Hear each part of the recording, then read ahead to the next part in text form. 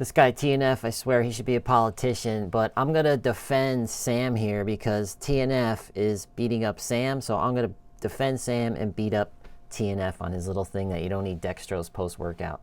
But getting back to that, everything that you can do to improve your muscle growth and your performance, if you actually care about that shit, you should be doing.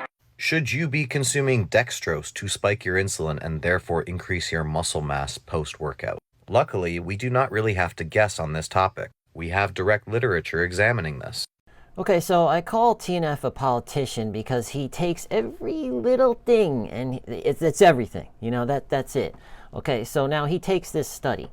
Now, that is one study, and if you really want to pick it apart, like he picks everything apart, he doesn't. What they didn't tell you is they didn't use dextrose in this study. They used maltodextrin. So technically, you can't even really count this because Sam says dextrose, and they're comparing maltodextrin. TNF doesn't tell you that, though. And remember, Sam didn't say night and day differences, he said a bit better. So if this is the case, maybe studies don't pick up the little nuanced differences. Okay, so then he goes on to say maybe studies. Well, he showed you one study, yes, but you notice he didn't show you more? That's because there's only one. Okay, so if we go back to this study, you'll see what they concluded. And so while TNF makes you think like there's tons of studies related to, you know, dextrose, carbs versus protein alone, these guys are saying there are far few studies. Far few studies. And more importantly, no chronic study has addressed it. And then they concluded, further studies are required before conclusions and recommendations can be made. But TNF, he's making a conclusion. And these guys are telling you conclusions cannot be made. So who are you going to believe?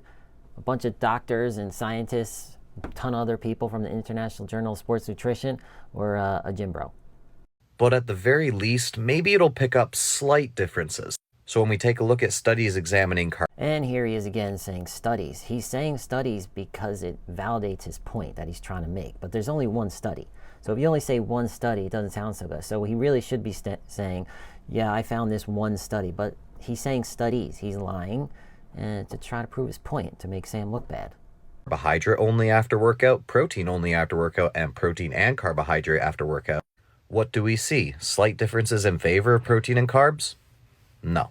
Understand, this is not statistical significance. So it's not that protein only is better than protein and carbs. But in order to more fully test Sam's theory, you would expect the protein and carbs to be at least as high, if not maybe a little bit higher. We just don't see it. And just a little thing here. You notice how he says, and we just don't see it. Who's we? You're not part of the medical community, bro. You're not part of the research team. You weren't part of that study. But that's the politician in him. We just don't see it. That's to make you think that he's some sort of an expert, but he's not. Nice. That's why I call him a politician. Okay, so then he just rambles on about this one study, which I call, my dad used to say, baffle them with bullshit and dazzle them with footwork. Now, this myth continues to get passed around, but you do not need an insulin spike specifically from your carbs that you ingest versus your protein in order to fully maximize your growth potential. Now, I don't know what Sam's personal protocol is, but sometimes this myth gets passed around by people that are exogenously shooting up insulin and therefore need the carbs in order to keep themselves from going hypoglycemic. But if it's not the case for you that you are taking an exogenous insulin, then you are not going to need this insulin response in order to use the protein that you are getting after your workout. Long story short, you do not need dextrose after your workout in order to fully use the protein that you are taking in. TNF out. Best case scenario, post-workout. Okay, so you have to pay attention to what Sam is saying. And Sam says this, and I think it's very important for everybody in case you missed it.